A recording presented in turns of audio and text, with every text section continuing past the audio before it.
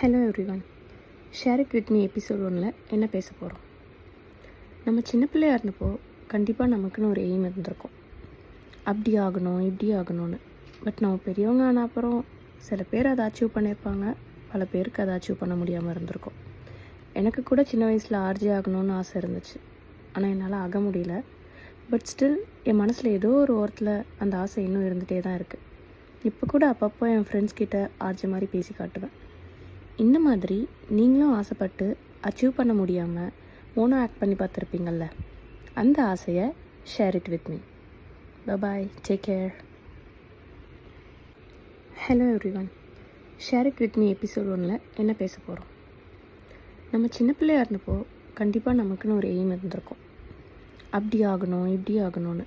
But நம்ம பெரியவங்க ஆன அப்புறம் சில பேர் அதை அச்சீவ் பண்ணியிருப்பாங்க, பல பேருக்கு அதை அச்சீவ் பண்ண முடியாமல் இருந்திருக்கும்.